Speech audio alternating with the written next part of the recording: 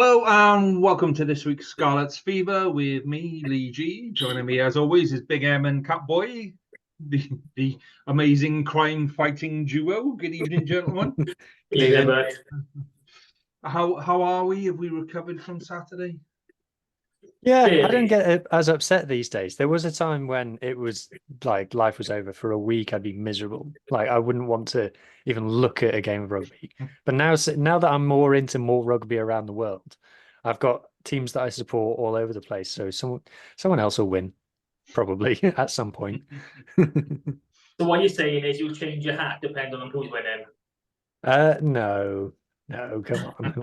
Wales and Scarlets first, but I can still be happy for other people. Oh, whoa, wrong way around. Scarlets, then Wales. You've got to say in the right order, mate. Go, Betty. I was just asking how your week's gone, boys. That's all I was doing. Well, my week last week was mainly spent on Twitter and on social media, just banging away. No, that's the wrong two. Replying to people that were. Go on, I'll cut that bit, Matt. Don't worry. Sorry, bud. I don't know why she's come out. She's fine. Back on. Yeah. So my week last week was mainly spent replying to idiots on Facebook and Twitter, and then not replying to idiots on Facebook and Twitter, and then getting grief because I either replied to them or I didn't reply to them. I saw the guy who you muted the thread when you were like, fuck this conversation. And then he tagged you like, why aren't you responding to us anymore? Yeah. I go, why do you keep muting the threads? Because there's dickheads like you that keep butting up with stupid comments. There's a very straight thing, yeah? There's like, I don't like Marmite. So when I go to Tesco's and I go shopping, I don't buy Marmite because I know I don't like it. Oh, yeah? Smart choice. So when I have my crumpets, I either have Nutella or honey. At no point do I go, I wonder what Marmite honey marmalade at Christmas. It was well nice. Honey marmalade. Yeah, I've still got it. I know. So what it was, long story short, we did this game at my girlfriend's parents' house, and yeah, at the end of it, you all end up with a gift. And my gift turned out to be a box of mini jars of marmalade. Ooh. Flavors? So it was like alcohol marmalade. Now I don't think it was alcoholic. I don't think there was any, it wasn't anything proof. But there was a champagne one, there was a gin one, there was I can't remember the other ones. There was one that was a jam, not marmalade. But the lemon and gin one on a crumpet was delicious. It was absolutely sensational. Well, there's a conversation you didn't think you were going to have tonight, Matt. I mean, I put butter on my crumpet. That's what it. I'm not as excited as you two. But the important thing is that you don't put on crumpets. No, I was saying I don't put Marmite on crumpet because I know you don't. Like I know you don't, but do other people? I think they do. On toast and bread. Does it go on crumpets? You can put it on crumpets if you want. People will be complaining because I haven't spoken about Steph Evans' hair, and I'm not being enough Piers Morgan with you two. You've gotten to the bottom of that one. I need to be more Piers Morgan with you, apparently. Oh yeah. Right. Let's talk rugby, gents. Let's talk. I was enjoying Marmite chat. There'll be Marmite cake before long now. Calm down. Put that one in your back pocket and keep that for another day. James will be on the messenger to me. He'll be on WhatsApp. Go, what the hell are you talking about with your Marmite? I love Marmite. You're just having a go at me because I'm an Osprey supporter. Yeah, I know, James. So let's talk community game. Let's talk community update. Mark, this should be a nice quick one here. So what have we got? Yeah, not too much to talk about. Silly Six Nations in the middle of the season, cutting the proper rugby short as always. Premiership, we had Thursday night. We had the second repeat of last season final. Llandovery headed down to Cardiff. And we had we're 7-0 up. Oh, Lee, we're 7-0 up. Hey. I love that. Let me get to it now. Let me talk about the main boys first. So we had senior Scarlets in Ed Scragg and Jack Davis starting. Jack Davis picked up a try, good for him. And then on the bench, we had Josh Morse, who made his debut for Llandovery, first start since he was with the under-20s in the Junior World Cup last summer. And Luca Giannini, both boys just getting game time. They're both with the under-20s, so great for them. It started as though it was going to be a good game. It was going to be an almighty tussle. Like you just said, they went up 7-0. Cardiff held a 19-7 lead at one point early in the first half. But, something just clicked with the Drovers, and it was 26-19 by half-time to the Drovers. And, another 4 tries later, and it was 54-26 to the Drovers. I mean, that's a hell of a win. 8 tries over Cardiff, and, Cardiff are pushing hard for that final playoff spot, and they've more or less... I don't think they have got some competition, but I don't think they're going to be beaten out for it. So this is what Llandovery do to the team in 4th place for the playoffs away from home. I mean, can you really bet against them doing anything other than winning again this year? Well, what Hugh was referring to there was I was on the so we did the rap pod on Thursday night while they were playing. And Harley sent me a screenshot. No, he said it to you on the pod. He said it to me on the pod. He sent me a screenshot of it as well. He said, "Oh, look, 7-0 up, 7-0 up."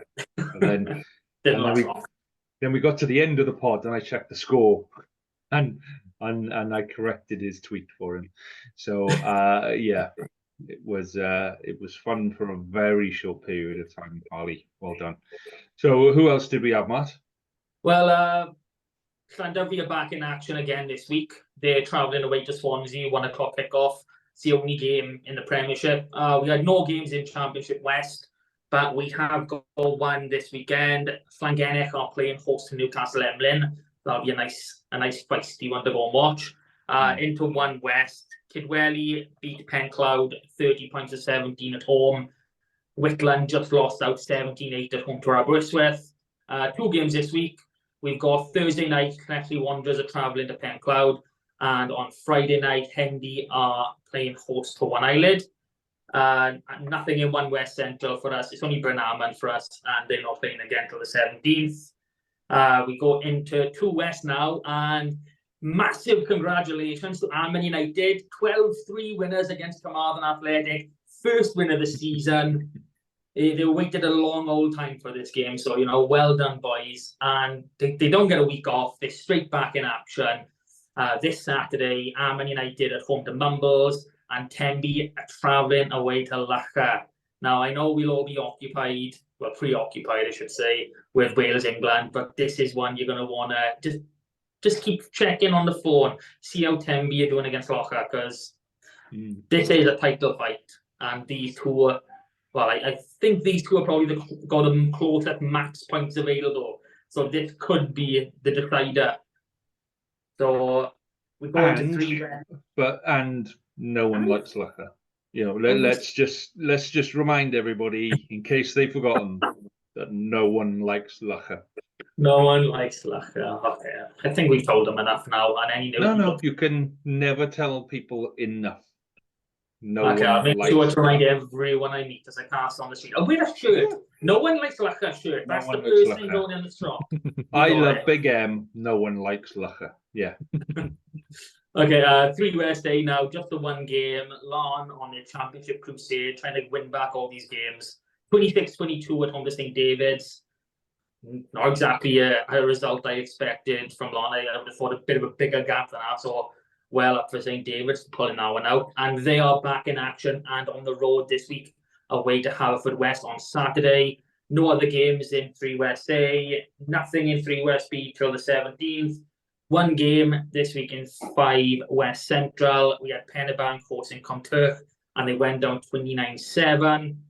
And that is it for our community update this week. It's a really sad, really short one this week, but with a massive, massive win to start for Llandovery.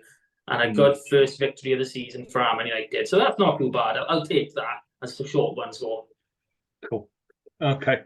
So let's come out of community and talk about under-18s. It's the only Scarlets in. Well, we've kind of got the Exeter game to preview, but let's talk about the competitive game first of all. Let's talk about under-18s. Wednesday night, it's been moved to the Knoll. Thank you. I'm hoping it'll be on. I can't see any reason why this won't be on telly.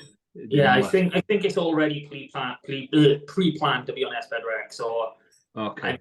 And the kickoff's been moved to 7:30. That generally means it's going on. Yeah. On the live stream, because normally they're 7:15. So, but that is a massive game. That is winners take all. That's first, second. Obviously, we're going to win because our defense has been creaky. We're not going to lie. We know it has been, but our attack is tenfold better than anyone else's right now. I can't see. Well, you can't say that. Well, you can't say anything mean about kids. I'm not saying anything mean about the kids. I'm saying how good our kids Trust me, are. Matt. You can't be. You have to be humble. You have to be respectful. Are you? Come on. They're going to give us a game, but we're going to win. Is that enough for you? No. I'm paraphrasing your words and correcting you. So genuinely, what Hugh, what you make of the game on Wednesday? Hopeful of a win. Obviously, both sides undefeated so far. I haven't been tracking the opposition's results. I know that they've been winning, and I know that they've occasionally been on top of the league, but only in between us playing.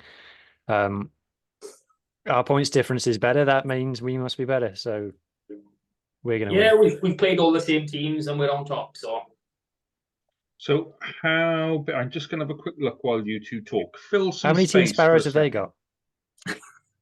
There is only one Sparrow, mate.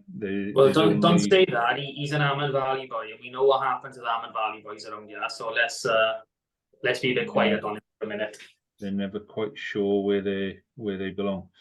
Under-18s men.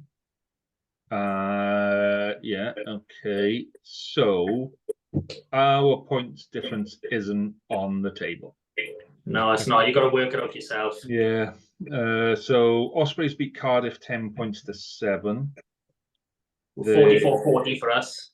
Yeah. They beat RGC 29-3. Oh, we had a bigger score than that, I believe. We put 40 odd on them. Yeah. And they beat the Dragons 47-19. We beat them 62-5. 62-5, was it? Christ. 62-7, 7 or 5. 64-7 we beat the Dragons. And 41-6 we beat RGC. So yeah, if you look at that, you look at we're probably favourites for that one. And certainly based on attack, you'd say that we're definitely top of the tree because it's hard to say. I agree, our defence is a little bit kind of vacant every now and again. We do seem a little slack, particularly that Cardiff game. I don't know what happened in that Cardiff game, but found a way to win, and that's all that matters in the end. But I will say this about our starting Lucid and Tighter, the starting props. They've been immense. I think it was Tom Phillips and Jack Pritchard, if I'm right. They have been outstanding. Good props names. Yeah, good. Both of those boys have been outstanding, and they're not exactly small boys. I know this is under-18s, but these boys are still quite hefty. Obviously, we're not going to see them even if they do make it through to the senior game for a good few years. But they are some names to look out for, and they're already pretty big boys. So, fingers crossed for everyone on Wednesday night. Hoping for a good game, and there'll be plenty of stuff after to discuss on that. So the other victory to discuss this week, kind of Scarlets related, but we think of them as part of the family, is Thunder. Hands up anybody that watched the game. Didn't think so. It was on at the same time as other stuff. It was, wasn't it? It was really awkward. It's not just that. It's just Rugby Park isn't exactly the best place to watch rugby. It's so awkward to use, and I don't know if you boys have the same problems, but it patches in and out for me. So it just Yeah. kind of makes it less Why not play it on a enjoyable. Sunday? It would have made sense, wouldn't it? Yeah, Right, but we've started on a negative, and we shouldn't have done, because Thunder have won their first ever rugby match. Hooray! And not just that, they get a chance to do a double over the same team. So obviously this was round 5 of 5 before the playoffs. And some very awkward playoffs, as Hugh alluded to a few weeks ago. He couldn't get his head around it. So they split it into top 3 and bottom 3. And we've got Gwalia. You need you need an even number of teams. Yeah. Unless they've got something really crazy planned. It is what it is at this stage. So there's Gwalia, Brython and Glasgow in our little section. So we're heading up to Scotstoun to play Glasgow on the 17th of February. Yeah. And then we get a week off. Gwalia to play in Glasgow then in the Kingspan a week later. And the final week is back at Park Scarlets. I think it's March the 3rd, the Saturday. And it's Brython against Gwalia to finish off. So started the Welsh Derby and it's going to finish with the Welsh Derby. So I'm happy with that. So as the playoff against the other 2 from the 3, and then another random derby at the end? No, that's part of it. That's part of the 3. But I thought Lightning were in the one above us. Yeah, we 5th. They're 4th. Top 3, bottom 3. They 4th? Yeah, finished 4th. I thought they were going to do well. Good. Oh well. They were. I think they took losses. They lost against Edinburgh, which I think shocked them. And Edinburgh good. Wolfhounds, obviously, they're undefeated. Not too sure how the Clovers game went, actually. So, yeah, they lost the Clovers game, I'm pretty sure. Yeah, they must have only beaten us in Glasgow, and that happened to be the first 2 games, so we all got a bit hyped up. Okay, well, best of luck to Thunder.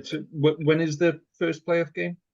17th, so we got... So we'll talk about it properly next week. Yeah. We might, if Martin pulls his finger out, actually get a guest from Brython on. It's not me. I got to get it. It's the WIU. There's one guy who covers all of Brython, all of Gwalia, and I swear to God, it is like pulling teeth. Like, obviously, I can't name the guy, but I've spoken with one of the players. He says, yes, I'm happy to come on. Here's the name of the media manager. Drop him a message. He'll sort it. I think I've sent about 10 emails now, and I've had one back saying, who are you? And that was about it. So I'm really, really hopeful we get it through. But if anything, it's probably going to wait until after this is done and she can do it off her own back. Yeah. It's just so stuck in the mud, isn't it? Just, oh no. In the 80s, we only had interviews with the BBC and ITV, and now we're quite prepared to add Sky to that. Yes, very good. Excellent. Well done. That's keeping with, we're moving with the times. Well done. Right, okay. So let's move on to big boys stuff. Let's move on to Six Nations. And before we do that, so Hugh, have you got some magic numbers to whet the palate for us? Yes, Scarlets Fever broke all records for the most listened podcast in the whole of human history. It's Joe Rogan and then us for our interview with John Daniels. Not everybody liked it, but lots of people listened to it, and that's all that matters. The people who hate watched it and the people who love watched it will show up the same on the view counter. So yes, that's my magic number. That's thank you everybody very much for our big interview with John Daniels. It was a big deal, and we're very happy about it. So all 623,537 you listened or watched. Thank you so much. It wasn't that big, but it was our biggest, and within the our rap family, it was the biggest. But yeah, nobody forced anybody to sit there and listen to it. We said that this is what was going to happen, and if you don't like it, then okay, don't worry. You know, take a pill, sit back, relax, go watch Emmerdale. You know, do something just to relax, let it get out of it, and just don't have a go at us because I spoke about Steph Evans. Anyone that's listened to this podcast over the last 2 years will know that I have an obsession with Steph Evans and his ridiculous haircut. But the thing is, So- that Steph Evans' hair question was right at the end. So they listened to the whole thing and then got to that and they were like, then- well, I and liked then it up got until angry. now. How you were doing well, and then you asked a stupid question. But yeah, No, that's the point of it. You've got to have some light-hearted stuff in there. I mean, we do it with the clubs as well. You know, how much is a pint? You know, who's the best dressed? Blah blah blah. You've got to have a bit of light-hearted fun in there. yeah.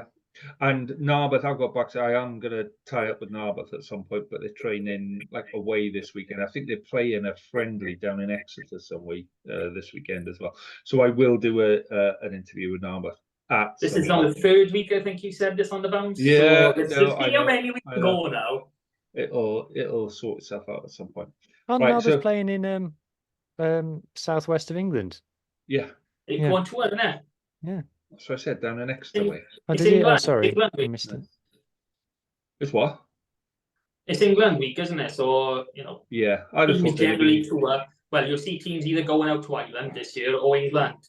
And it'll be the same next year. People will go to either Scotland, France, or Italy to see if they can get games. It's a lifelong tradition.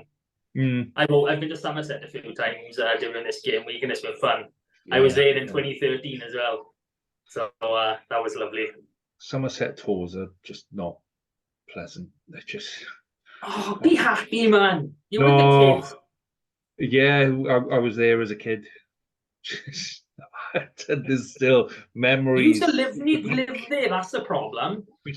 We were under 16s. We played. So we travelled down on like the Friday night, got bollocksed on the Friday night, got bollocksed on the Saturday night. We had to watch Bath play on the Saturday. We got absolutely bollocksed on the Saturday night. We were 16 on proper scrumpy. And then we played this game against the England. Whoever we were playing had made like some sort of semi-final or final, and they were like the dogs' bollocks. And somebody knocked the ball on from the first kickoff, and we packed down.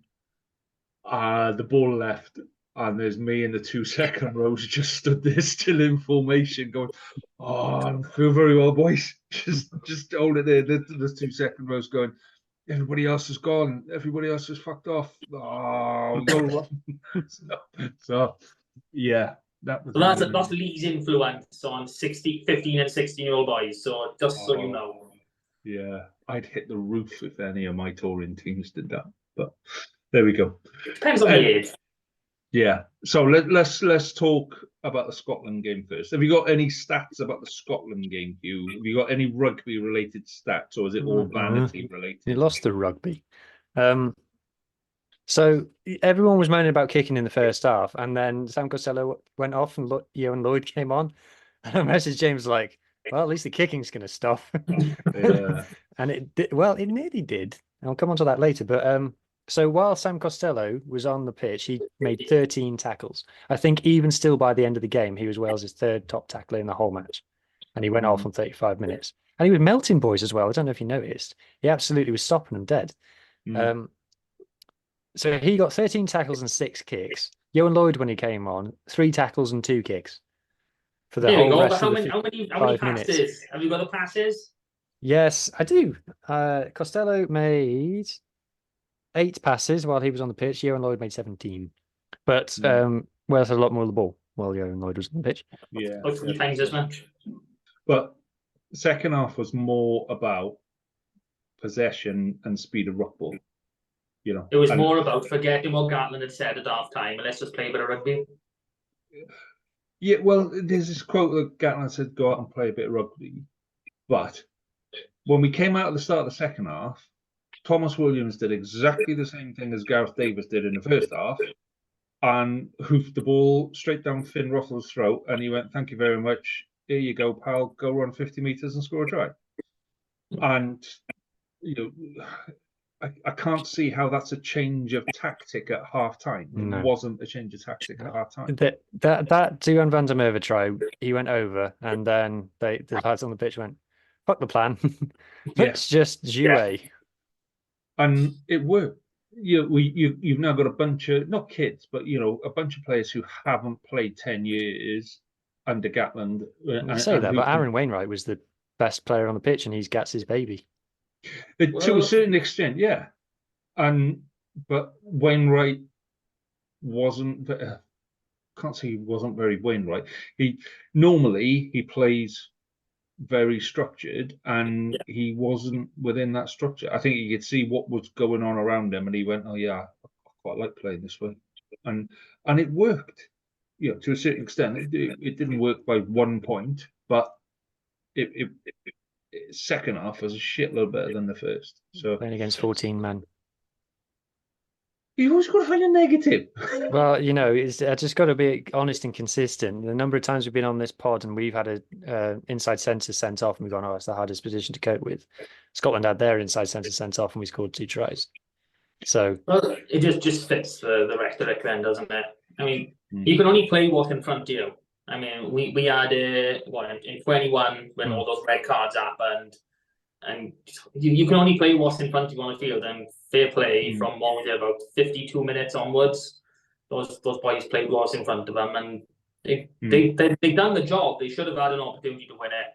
How the hell O'Keefe didn't ping a high tackle right in front of him, you know, the seat belt when he was 26, 27. I don't know how he missed that, but outside of that, there's not too much to complain about. So, for me, what changed was the speed of that ruck and the aggression going into that ruck. Oh, yeah. And I hate to say it, but Elliot D made a massive difference to the general energy in the pack around the pitch ahead of Elias.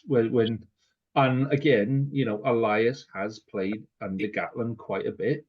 I think he made his debut under Gatland. He would have done. Yeah. I'm pretty sure all of this team have made their debut under Gatland or Pivac. Yeah, it would be. Well, yeah, because well, what are the other options? Let's be honest. Gareth Jenkins from all I think who's still around from them?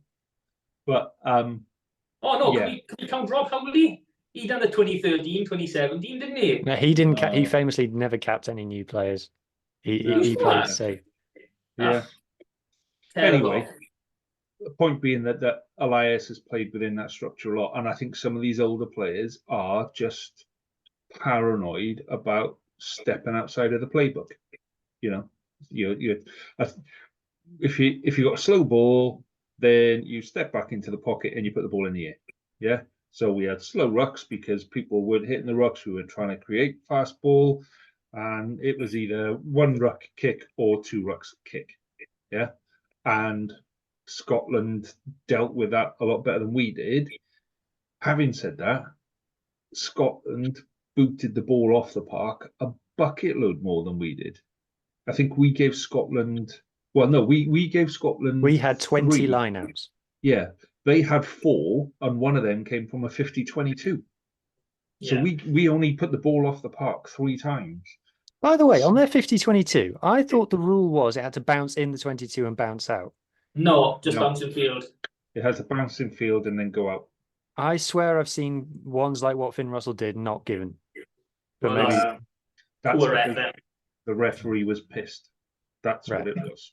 Or maybe they've called it, the play started outside of the 50. It's inside the arc, like, because I've seen a few, you know, start in the half and then end up back on the 22 when he does it, and they're like, oh, Christ, why can't we have one? It's just little things like that he tweak in. So, anyway, we only put the ball off the park 3 times, which, when you think about, you know, how does Gatland play? Yeah, he keeps the ball on the park, and we run it a lot. So, yeah, I mean, I just think the energy in the second half, I think it was the attitude. Yeah, the attitude in the second half improved, and you can't single out individual players, but your second half players that came on made a massive difference. Can I just talk about the people who were going after Costello at the moment? Because speak louder. Because people are saying, oh, because Costello's shown that he's not up to scratch or whatever. Right. So the game plan that he and Gareth Davis were executing was clearly the one that they'd been told to do. And the evidence of that is that they pulled the exact same move multiple times. And Costello stood within an inch, relative the same distance behind the ruck, and it was passed back to him, and it was this same exact thing off a line out. Then it was a tip on from Nick Tompkins to James Botham, and then it was back to Costello and hoof it in the air. It was clearly rehearsed, and the exact same thing happened multiple times. So that's just Costello playing the game plan he's been told to play. Now, maybe he should have had the awareness to go, this ain't fucking working, so I'm going to do something else. But when you're a brand new 10 who's just broken into the international side, I don't blame him for following the coach's instructions. Yeah. And by the way, he was playing behind a line out that couldn't catch a cold. So that's what we're judging him on. Is executing the coach's game plan and playing behind a forward pack that was a shambles essentially, and therefore that proves he's not an international 10. Don't make me laugh. No, you've got to put it to as well. You're in the first half of the game. You're not going to change your game plan in the first half. You're going to say, let's ride it out till half time. Let's see how it goes. If he stayed on the pitch, he didn't go off that HIA, he might have made the same decisions as the rest of the team did and go attacking. By the way, it's not like Yohan Lloyd. I know Yohan Lloyd's a Scarlet as well. Came on and tore it up, because he didn't. He had, like I said, 2 kicks. He had 5 carries, 26 meters, but a lot of that was one where he caught it behind the line and ran back to the line. 0 defenders beaten, which is very unlike Yohan. But yeah, it's not like Yohan Lloyd changed the game. I'm getting very protective of Sam Costello because he's my favourite. That's what's going on. Milky Bar. That's all we know. We've learned the cat boy loves Sammy. That's all we've learned this week. But no, you got to protect the young boys. But then we've seen quite a bit where actually Yohan Lloyd is better at fullback for Scarlets than he is at 10. Yeah. Yep. And that kind of I thought Cam Winnett actually played quite well. I thought he had a decent enough game. Yeah, I think he was our top ball carrier. He was. That was weird. I think he had an okay-ish start. I think some of his kicks weren't good, and I think some of his decision making of when to kick and when to run it back needs to work on. But it's the kid's first cap in his first senior pro season. I'm not going to hammer him. No, I thought he played well. Yeah, happy with it. He done everything he needed to do, and fair play, he done it with a broken jaw. So can't argue. But would you put Yohan Lloyd at fullback ahead of Cam Winnett? Because I wouldn't. But I think this is don't have a 10 as it stands. Well, yeah, and as much as people don't want to acknowledge it, this is partially Gatland's fucking issue. For all the people that complained about, Pivac didn't select the same people 2 weeks in a row and all that kind of stuff. People got game time, and Gatland was as far the opposite of that as you can possibly get. Where you had a 25-man or a 30-man squad, and that was it. Regardless, you breaking into that squad or getting out of that squad was actually, it was more difficult to get out of that squad than it was to get into it. So, we're in a position now where we've got very few options at 10, where actually we've got quite a few talented boys, the likes of Sheedy, who possibly could have had more game time and what have you, possibly could have been looked after better by a Welsh region and stayed at home. You've got Kai Evans, who, for the best will in the world, isn't a 10. And more of a 10 than Yohan Lloyd is. Yeah, well, kicking wise, yeah, game controller, yeah. And I don't even know who you choose from the Ospreys as their first choice 10 at the Ospreys at the minute. Well, Owen Williams injured, it's a bit of a roundabout, isn't it? Yeah, Owen Williams has lost his place. Yeah, you've got is it Darren Edwards? Dan Edwards. Yeah, and then Jack Walsh as well, and those two you sort of swap in every now and then, so it's kind of hard to see. And you've got who's next to Cardiff? Is it Harry Wiley is the next proper 10 with Cardiff? Yeah, so we're right down to the bottom of the barrel. We've gone from, I've got 2 players that will be there. Well, I've got 3 players, and we'll pick from one of those 3 players. All 3 of them have disappeared at the same time. Anscombe, Patchell, and Bigger, and just really poor squad management that nobody went, hang about Patch. Let's let's just hold on for a couple of. Let's just hold on to this season, and let's get you a contract somewhere where you can play this season, and then at least I'll have somebody there in the Six Nations. I don't know. It just kind of. You don't want those you don't want your 10 being that inexperienced. You want them coming on for 7, 8, 9, 10 games to start with. Do you know what I mean? I mean, my personal preference, when you bring in a new boy into the squad, you're either bringing him in for experience in the training, maybe a couple of minutes in 1 or 2 games, or you give him the shirt and you let him run with it for the whole thing. Mm. You know, and with Costello, he's got to be given the shirt, end of. So you look at other boys like Joe and Lloyd, like we got no backup 10, and Costello hasn't. Well, he is our number 1 10. There's no arguing that. Some people might, but there is no one else who can step into that fold and play the game like Sam can. Johan, he is more of a 15 than a 10. He's a different player. Yeah, he's a different player and with different strengths. And do those strengths necessarily match to international level within a Gatland team? No, nothing matches a Gatland team when you talk about running rugby or bloody spotting a gap. We've known that for over a decade. What would happen if Bigger decided to come out of retirement now? He's back in. Welcome back. He's getting a golden carpet, isn't he? Here you go, Daniel. Have you the captain as well? Yeah, he would be, wouldn't he? Shocking. Okay, so let's talk about what things we want to keep and what things we want to get rid of before the England game.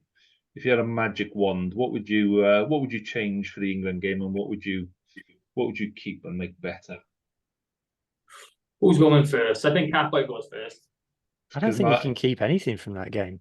You can't keep the first half because that was terrible, but you can keep the second half because you can't play like that every week. You can't just go out and chuck it about like you're running around in a school field every week. If it's successful, why not? It wasn't successful. We lost. Only against 14 men. Yeah, but did we win the second half? Yes, we did. I care about the whole game, Lee. If we replicated the second half, if we played 2 lots of the second half, we'd have won that game. We scored 8 tries. I don't know. I don't think either is sustainable. I'd like to keep the attitude from the second half. I would like to keep Azarati looked good, to be fair. I mean, we've slagged him off a lot, but he was decent when he came on. Stood in at first receiver a couple of times. That was funny. I'd like to keep second half Aaron Wainwright. I'd like to keep Rio Dyer. I'd like magic wand. I'd like Josh Adams' knee not to be messed up. I'd like to fix that. That's about it. Difficult. That looked painful. What about you, Teddy Matt? Williams. I like Teddy Williams. Yeah. Okay. What about you, Matt? What was there anything there that you thought, yeah, this is a good thing? I'd be changing the whole front row. You know, I would like players who take head knocks to go off the pitch for the HIA. You know, he had a good game overall, but Domikowski should not have been on that pitch after those first few minutes. That is my ultimate opinion. He did not look good. And the fact that they didn't even take him off for a HIA, I think it is absolutely shocking. You know, when you're looking at player welfare and everything that goes on. I'd like Gareth Thomas to come back in as Luke said, prop. I think Cody Mead should have a couple of weeks to make sure he's all right. Firstly, more than anything. Elliot D brought a lot more energy, but I don't know whether that was he thought this is my chance to go for it, as opposed to I'm a better player than Elias. It was one of those. It was one of those situations with the players coming over the bench. It was either win or draw. Like, can't be worse than the guy that you're replacing. So it's just on and just kind of throw it around. It's like nothing to lose kind of thing. So I think in that game, it was easier to come off the bench than start. The way it turned out. I think something we've learned at tight end is that you need a lot more minutes under your belt in a season to play international. Brown just did not look up to it, and you know, his lifting at the line out wasn't great. Azarati was better. We still need another level up, but we don't have that at the minute. So I probably would want to start Azarati and probably give Archie Griffin a chance off the bench. Will Rowlands is going to come back in. I'd like to keep David Jenkins in the squad. But you've got you're in that position then where you've got a Gatland favourite in Adam Beard, and then Teddy Williams. So I like Teddy Williams. I like the way he plays. I think he can develop massively. I didn't think that much of both of them, if I'm honest. I expected a lot more of them in the quiet areas, hitting the rucks, defensively and attacking. I think Alex Mann had a bit more of an impact when he came on. If you're going into the backs, then I want to see Robert. Would you have started Alex Mann? No. No. I want to see Wainwright at 6, Revel, and Mackenzie Martin at 8. I'd like to see that. You can't change Aaron Wainwright for me. It's the one thing that went well. You can't go changing it. I agree that Tommy Reffel was excellent. Yeah, he was outstanding. With Alex Mann, he kind of plays how he played how I think a lot of us imagine how we would play on our first Wales cap. Just I'm going to play this like I'm never going to play another rugby match again in my life. So fair play to the guy. Which is the way it should be. That is the way you should play every single game, whether it's national team or club team or whatever. I'm giving everything, and this may be my last game. Nobody knows when their last game of rugby is going to be. Well, there are very, very few people who know that's going to be my last game of rugby, and you have to work really, really hard to get to that stage where that's going to be your last game of rugby, where you get to pick and choose it. So, yeah, you look at some of the most talented people in the world that have a stupid injury. Morgan Stoddart is the one that sticks out for me. He should have been an absolutely amazing fullback. He would have kept Liam Williams and Halfpenny out of that side for a long, long time. One nasty injury. It was his international debut. He lasted about 10 minutes. Went over on his ankle, gone. That's it. And that was his career ended. And he was one of the most talented all-round fullbacks that I've seen for a long, long time. I loved Moggs. I loved him at Torquay. I loved him at Pontypridd. Loved him at the Scarlets. He was outstanding. And I mean, he worked his arse off to come back and play that one game against the Dragons, got on the score sheet, and then that was it. He knew that he knew he couldn't play anymore, and it was important because I've seen him a few times. But when he had the full leg cast, and it was just it was hard. You try to keep appearances when you're injured, but when you think no one's looking, you can just see it on your face, and it just doesn't look good. But if we go back to the back now, I don't know if Costello is going to be fit for this week. Another HIA. I mean, I'm assuming he wouldn't even be available for some game time with the Scarlets on the 7th. I think it's the 17th. So he's probably looking at for the round 3 now. So we're looking at Lloyd starting, and as bang average or poor as you might say a player might be, he's got to start with Gareth Davis for that connection that he's got at the club. He needs that more than anything. The only thing I'd change in the back line, if Adams is fit, I'd probably put Grady on there. And I want to see Roberts in the Welsh jersey. And that's all I want to see. I don't care how good anyone plays at 13. I want to see Roberts give him a run. Well, Watkin didn't do anything in this game. He had 4 carries for 8 meters, 1 pass, and that was it. Now, there's no stats for defensive positioning. I will acknowledge that. Scotland didn't make a ton of line breaks. And I think he made most of his tackles, but that's not a perfect stat either, especially not for a 13. But yeah, Watkin did not set the world alight. I think the only reason that he got the nod over Roberts is his ability to cover 12, if worse comes to worse, because at the moment it's Tompkins or nothing for Wales. And Tompkins is getting ragdolled every week. The guy is made of rubber because the amount of it's like someone's. When you watch a Marvel film and Hulk is there and Hulk is just and just everyone's like that with Tompkins, and he gets up and goes right next, give me the ball. Yeah. He actually distributed more than he carried in this game. Did he? He had 6 carries, 21 passes, and 3 offloads. Where did they go then? Because they didn't go to Watkin. Which, They Watkin did was not the go to dummy man. Watkin. ah, I'm going to drop a stats thing tomorrow, but if you compare Watkin's stats to other centres in the URC, mm, he's not a it's not standout there. player, unfortunately, at the moment. So I think probably if George North is fit, I think he'll be back in. I think the reason that they didn't go for Joe Roberts is because they didn't want to do a new centre partnership. They didn't want to go Costello, Tompkins, Roberts. They just didn't want to go that and take that risk. work. But even in the mad Pivac era, Pivac managed to pick Tompkins and Watkin the correct way around 3 times. So I think that's what got it. I think that's as simple as it was. Yeah, That they got kinda knew Watkin each the other. cap. Well, yeah, okay. let's not dwell too much on. So Joe Roberts at 13. If you put Joe Roberts at 13, right, and you put Tompkins inside him, who do you go to? And then Ewan Lloyd inside that. One, it looks like an under 18's lineup until you get to Grady playing the Hulk on the wing. So who do who's your go-to 10-meter man? Because there isn't one.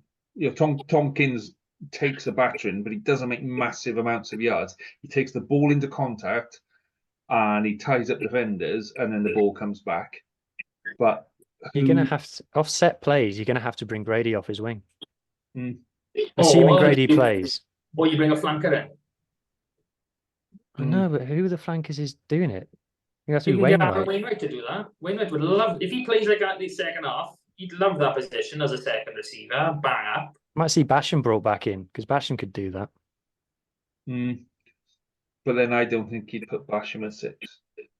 Genuinely don't. I think that the side will remain largely as it was against Scotland. The starting 15. Only injury changes. Yeah, there'll be Costello. I think Josh Adams will probably be not fit. Way or another, Josh Adams will be not fit, and that will be the excuse for him not to play this weekend. But I think Rio Dyer and Mason Grady is an incredible wing pairing, though. To be fair, it's what you want, though. You want your skinny, lightning fast guy and your big guy on the other side. It's a good combination. We used to have a move where I used to move both of my wings to fullback, so they'd stand either side of the fullback, and then all 3 of them would hit in between the centres. It would just come up, and all 3 of them would fly up and hit in between inside and outside centre. And ball 1 was inside centre, ball 2 was fullback, ball 3 was ball 1 was one wing, ball 2 was the fullback in the middle, and ball 3 was the winger on the other side. Causes chaos. And if you drop a ball, you're completely fucked because you got no defence at all. But the amount of times that the ball to the fullback in the middle just cut people open was unreal. It's risky, but yeah. If you've got 2 proper speedsters, like and you put Roberts, who has got top end pace in there as well, I think you can do stuff like that because you have the scramble defense with the pace to cover. We would look weird on the pitch if we had Ewan. No, but I'm like, if our lineup was Ewan Lloyd, for people on audio listening, I'm doing this with my hand. If you had Ewan Lloyd, Tompkins, Joe Roberts, and then Grady on the wing, these are stood in the wrong order. Yeah, it does it is a very small backline, and that's my thoughts on George North's defence. It's not exactly half decent. It's just not. And I don't care. You can shout at me and scream and tell me all the want that. Oh yeah, he's lovely going forward. There's no problem with him going forward. It's half the time it's going backwards, and he's not even going backwards. That's the issue. He just stands in space and watches people run past him. But I fear he will be back on the pitch. I mean, if we're talking about trucking it up, we have seen Roberts do a fair bit of that for the Scarlets. I mean, even last season as well, we saw him share the receiver role from kickoff with when Cal Mahoney wasn't there. So he does truck the ball up a fair bit, and he might look a small boy, but he's quite wiry. He can punch up if you need to. He's not going to be, like you said, your 10-meter, 5-meter every single time over the game line, but he will do it and he will work his ass off. So here's an idea that I floated last week, almost as a joke, but actually I think it would work. And when people think about it, they go, yeah, actually that would work. George North at 12. He's never played 12 in his career. Well, he's shit at 13, and that's never stopped him. But it's his inside shoulder then, because obviously Sam can tackle. We know Sam can tackle. We've seen in the stats, and we watched him play for well over a year. We know that boy can tackle. Johan Lloyd is a different type of defensive player, and if you put North at 12, that 10-12 channel is going to get rammed, and it is going to get exposed time and time again. I don't think there's any possibility of it happening. Well, Tom Shankly wants fucking Johan Lloyd on the wing, boys. So, do you know what I mean? He must have seen a random clip from his Bristol days where he had number 14 on his back or something. I thought, he can play wing. Let's put him there. He dropped Rio Dyer. Yeah, exactly. I think that if we're going to beat England, so look into how we beat England, we have to confuse them. We have to do things that they're not ready for. We have to take quick tap penalties. We have to look to switch kick across midfield. We have to little grubber kicks, little dinks over the top, fancy moves off a scrum and all of this kind of stuff, because they're well set up when they're rigid, but when you start to break that down and you go, let's be a little bit crazy, they just fall to pieces. And I think that's the way to beat them. Well, that's how they ended up winning against Italy. They slowed the game down massively, and they just kicked it off the park, essentially. I think give them the ball. I think, ironically, the first half game plan probably works better against England, because England don't want the ball. So if you say, have the ball, lads, they go, we haven't practiced this. And I think it probably works quite well against them. I think that's why Gatland has had reasonably good success against England. But then when you've got two sides that go, I don't want the ball, here, you have it. No, I don't want the ball. It's not going to be a good game. But you never know. We could see Cam Winnett show his attacking play. If we got Grady and Dyer on the wings as well, I mean, imagine the possibilities. And obviously, Johan Lloyd likely to be a 10. We've got those four that are going to be covering the backfield. It's probably going to be a lot of kick tennis. But one of them looks up and finds a gap. It's going to be so fun to watch when they actually take the ball up in hand. So yeah, when they're doing their research on Mason Grady and they're going, he's like Duan van der Merwe, but bigger. And faster. Jesus. So, yeah. So Gatland has made a point multiple times in the press now of saying he thinks England are shit. Yeah. Every time he gets asked about England, he goes, we're not scared of them. Yeah. This is they're overrated. So who'd you put at 9? Who'd you start at 9? Who'd you bring on? Gareth Davis got to start if it's Johan Lloyd. He needs that confidence, that team combination. And as I don't even think Thomas Williams was that good at the start of the second half. I think it took until the game broke up for him to actually... Well, he was playing 9 and 10. That was Thomas Williams' wet dream of a game. That was like how most Cardiff games go. Because he's got like a 10 who doesn't want to... Okay, fine. And then he just was picking it up. By the way, people said like, oh, Thomas Williams kicked way less than Gareth Davis. No, he didn't. Thomas Williams kicked the ball 9 times. Gareth Davis kicked it 6 times. So there you go. But yeah, so... we went through this with Pivac for about 2 years. The 9 that came off the bench, everyone said he's got to start next week. And then they did swap them around. And then next week they said, oh, no, they got to go back and play it. Yeah. So Thomas Williams always looks great off the bench. On Rap last week, he said Thomas Williams is always better off the bench. He was good off the bench, so keep him on the bench. Keep him on the bench. I wouldn't mind seeing Hardy if we're keeping to that game plan, because his box Kicking. kick is better Yeah. than done better than Cowdor and Thomas. You know, when Kieran does actually pull his finger out, and generally for Wales he does, his kicking is shit hot, and you know that's probably something that will be really playing the Gatland's tactics this week. Mm. And that's what I think we need to do. We need to almost ignore what happened last week and pick a side that's going to beat England. Yeah. Not worry about what happened in Scotland. We've seen, we've had a few clues there about who can play an expansive game, who's got a bit of nous about them. But you're going to play England, and you're not going to have the opportunities.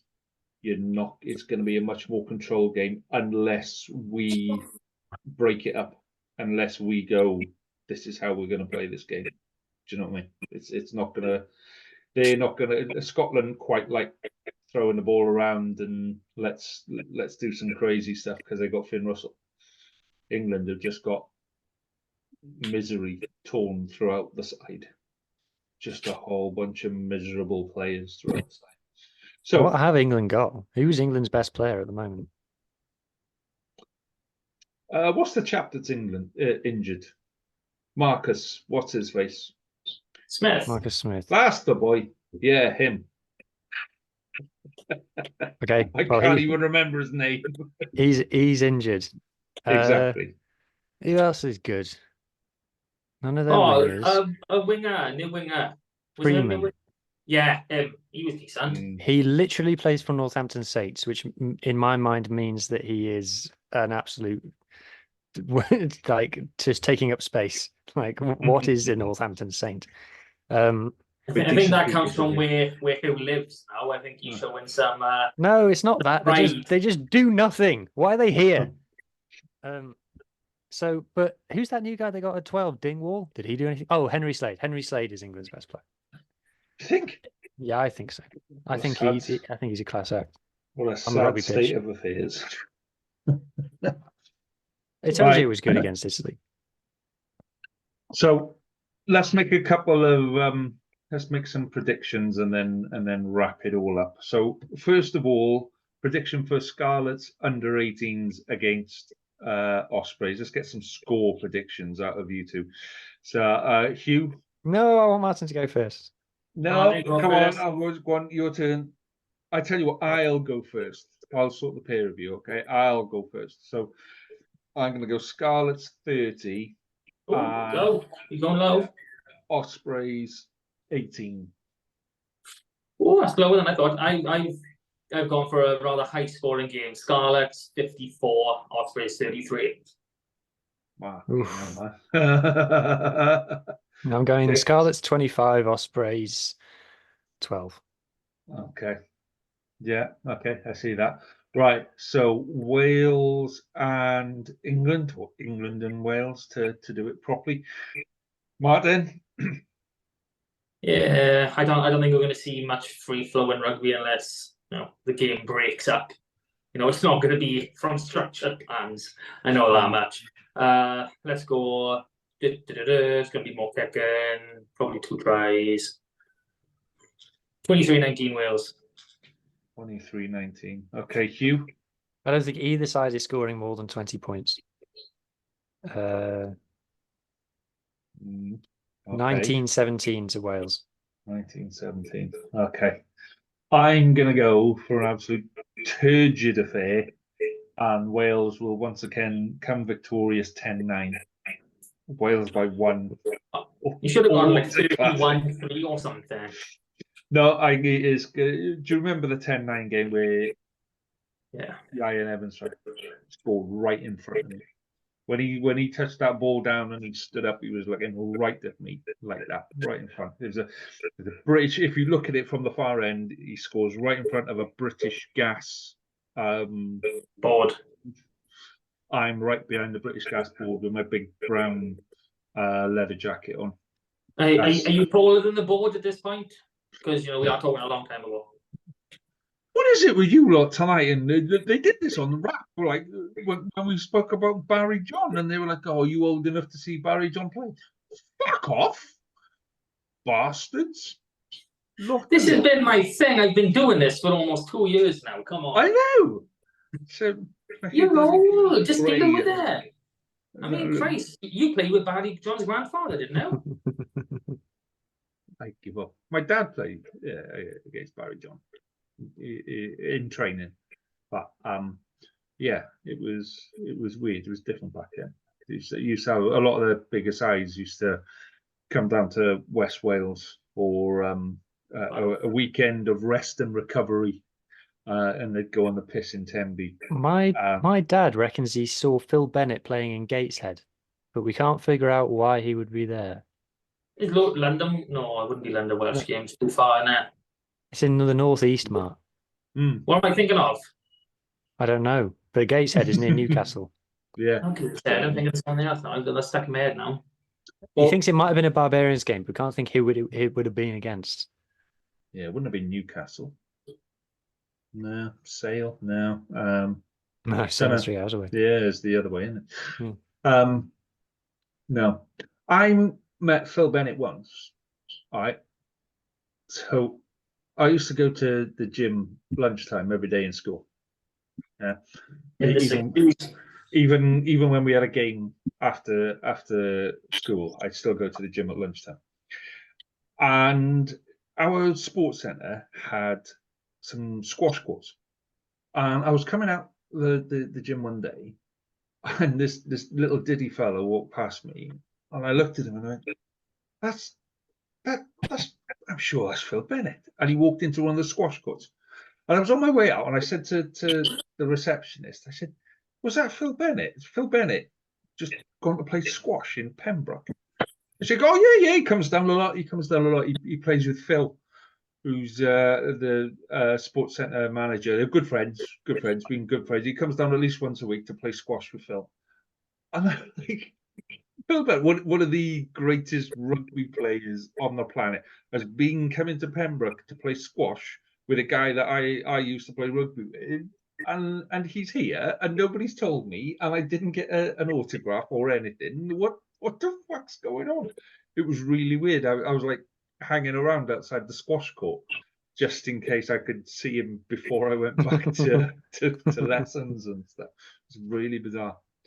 Anyway, we've gone off on a tangent again. Who's predicting scores for England Wales? We all have. We've all done it. Oh yeah, we have, haven't we? Yeah, I said 10-9. Okay, right, there we go. Then that must be the end then. Right, I think that's the end. I've got so a whole Scarlets Fever pod without really talking about the Scarlets game. We've done well. Yeah. Oh yeah, no, Exeter. Well, it's 17th, isn't it? Oh, okay. Forget it then.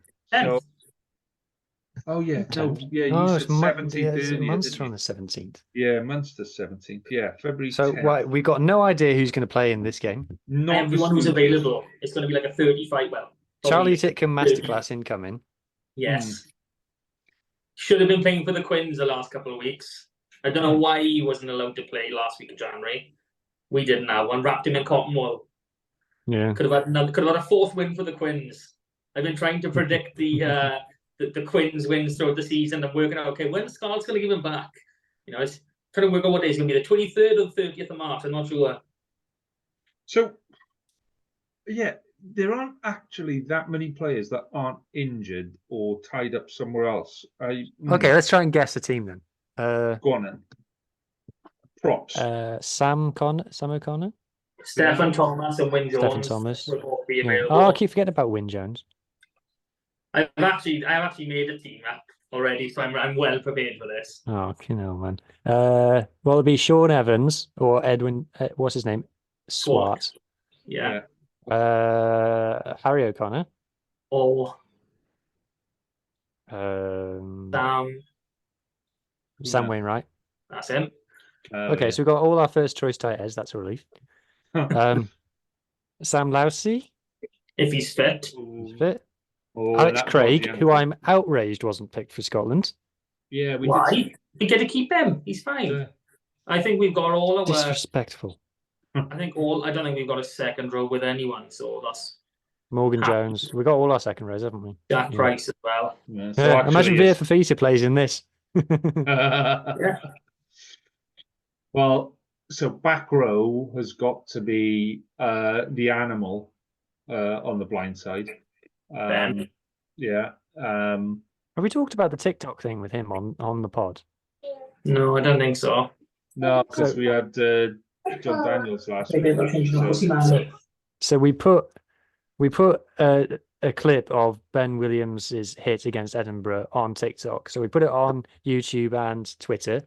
So a lot of people have seen it. We put it on TikTok, and TikTok took it down for being violent and graphic content. And I tagged Ben Williams in it and said, "You want to frame this, mate, and put it on the wall?" And he liked that. He liked the tweet. So it is weird. It's just a rugby tackle. It was a really good rugby they tackle. put a little disclaimer because for a while it just kept it up. Yeah. But with a disclaimer, and the disclaimer said, "This is being done by trained professionals. Do not try to copy it at home." Yeah. I thought that was better. I thought that was a better way of doing it. Okay, he so cooked really good in that video, didn't he? He did, yeah. yeah. So animal at 6. Who have we got at 7? Dan Davis Leatherbarrow. back. Dan Davis might be. We don't know his condition, but I reckon Unlikely. Leatherbarrow. Yeah, Leatherbarrow at 7. 8. Let's assume that Hopefully. we're going to wrap Fafita in cotton wool and not play him in a friendly against Exeter.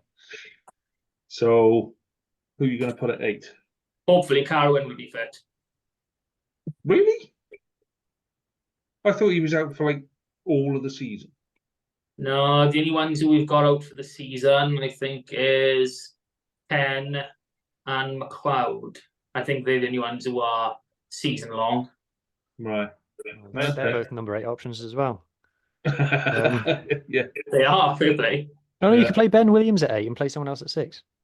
Nah, Who else we got? We've only got Ewan Shenton then, really, I think. But Unless Ben we Williams got- started the first game of the season at 8, so it Yeah. needs must. No, I'd keep him at 6. I would keep him there because once you get into the rhythm of playing 6, you really start to hit your rhythm.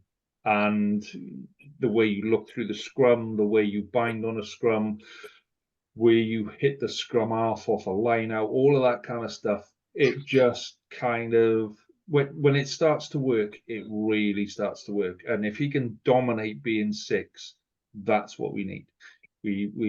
There are plenty 6 and 8s. There are plenty 6 and 5s, 6 4.5s, and all of that kind of stuff. 6 and 7. We need an out and out 6, and he's David that. Jones. Well, Same Plumtree. will be an 8. Nah, Mark my words. I can't see him. he's a 6. He's got 6 written all over him. No, 8. Anyway, scrum half, Archie. Archie, halfbacks is Archie and Charlie. It could be great to watch, that will be. We need to come up with a name for that. The halfback Archie? keys. No. No, well, when it's Archie and Costello, they're the Milky Bar kids. So that's definitely those two. In my know. head, Archie Hughes and Charlie Titcombe are best friends, even though they probably only met each other like in September. But in my head, they're best friends. I don't want anyone to ruin that, so please don't. The best friends. There we go. Yeah. I think if you can start getting them to work together against people like Exeter, then the future stuff becomes, you start to see. So that's a takeaway for this week. Then we need to think of a name for Archie and Charlie as a combination. Okay. 12. Charchie. Eddie, if he's fit, didn't he? Is Eddie fit? Okay. If he's fit, we don't know the state on any of our players. That's where we are. Well, we had a promise last week that communication would improve, and things are going to change. I can feel it. So that's hopefully. It might be Foxy then. Yeah. If it's not Eddie, we're genuinely down to Foxy or Scott. It might be Foxy and Scott. I think Johan's going to be given the nod at 13. Who? Do you think? Oh, Johan Nicholas, sorry. No, Nicholas. That's disgraceful. Sorry. I thought Johan's with Wales. He's on Welsh duty. What you on about? Yeah. Sorry. So, wings then. Tommy We've got all Lewis, our wings, haven't we? Colombia. See, now that is a combination on wings that I would like to see. I think that's a genuine balanced combination. And sending both of those two down the centre channel together, that Fun. that gives me, time to change the pants, boys, because that's exciting stuff. Fullback, Hoping the J Mark is back. and if he's not, Then Tommy Lewis has to switch to fullback, and we bring in Steph Evans or Callum Williams for the win. blimey. Yeah, we are getting down to it, aren't we? Okay. We're not making a big fuss about it, unlike other people. No, we're not saying, oh, we've only got 12 players. We can't do this. But to be fair, I think we done that a couple of seasons ago, when we had like a 25, 30-man injury list. Yeah, but now we've grown up. Well, no, it's part of where we are now. We've got to find ways to go forward with what we've got.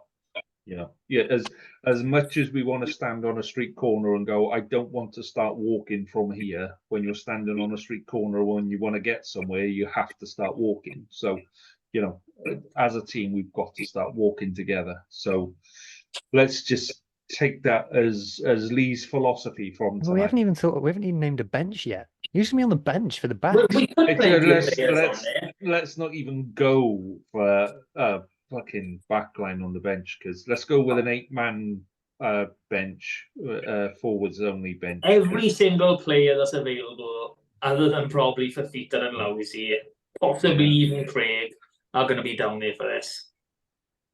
Yeah. So we might have a 23-man squad. Might. What Yeah, but you'll be allowed a 25 man because it's friendly. Yeah, but have we got enough fit players? That's what we're going on. Exactly. Yeah. So who have Exeter got then? Exeter are missing. They'll have all their Welsh boys, apart from Faye Waboso, obviously. So who are the Welsh boys? and Def Jenkins, obviously. So they'll have Joe Hawkins. Yeah. God, Exeter have got a really forgettable team. Hang on. They just happen to be very good. No, they're not really. They don't have many internationals, but they got massive, some good solid league European high standard players that are just outside of the England national team, which is perfect for Exeter. Yeah. That's just what you need. No, I've googled the squad. It's no good. This could be a fake Exeter site. I wouldn't know the difference. No. Go on and pick a Will Beckinsale, Oscar Beckerleg. That sounds good. That sounds good. Richard Capstick. I've heard that. Toby Clinch. Anyway, are you done? Oh, go. No, I got ones. I got one thing. Oh my God! One's actually called Ian Gentry. Right. Gentry, as in landed. Okay, so we're just going to assume that Exeter have got a whole load of people with funny names that we've never heard of. We've got Titcombe. Yeah, let's Grubb. Yeah, Louis Gully. He's going through the whole sodding squad, man. I'm only picking out the funny ones. Will Hayden Wood. Will do what? Will Hayden Wood. Sounds like a nice chap. Will Hayden Jack Wood. Innard. That's weird, isn't it? Jack Innard is a real one. God, I thought Northampton Saints were the funny name capital of the world. This one's got his name the wrong way around. Kane James. Should be James Kane, I think you'll find. They got a lot of Welsh in there. Ewan Jenkins. Anyway, I'm bored now. So right. Okay. Right. So I said last week when I finished last week, I did my joke of the week, and I had it from a joke book, right? So this week, I said that I had Dad's jokes cards as well, right? So completely random. I've not even started these. So I'm going to do that, and you're going to say stop, right? And then I'm going to read the joke. Before, can we compare this? So let's see what is funnier, Lee's joke or the name Patrick Schinkerling. Fuck yeah. Right. I'm not going to say this is my joke. This is my joke. I'm reading off a card, right? So who's this going to call it? Lee's joke. Right, go on, Mike. You call it. Ready? That was shit, Martin. That was absolutely fucking awful. Right. You can't be trusted. You. Somebody. Stop. Stop. Yeah. Right. Okay. So I'm going to do that one there. Did you hear about the man who misspelled a name on a headstone? He'd made a grave mistake. Oh, very good. We'll do one more. Ready? I've got that one. I've got that one out there. All right, Martin, you get to pick on this one. Don't be a knob, Martin. Right, stop. What do you call a fish wearing a bow tie? Sophisticated. Right, on that, gents. Oh, that's good. I like that. Zach Wimbush. Right, it's time to go. It's time to go. Thank Oh, you. you know. We'll catch up. We'll do this all again next week. Have a good one, gents. Good night. All the best. Bye-bye. There you go. Stop recording.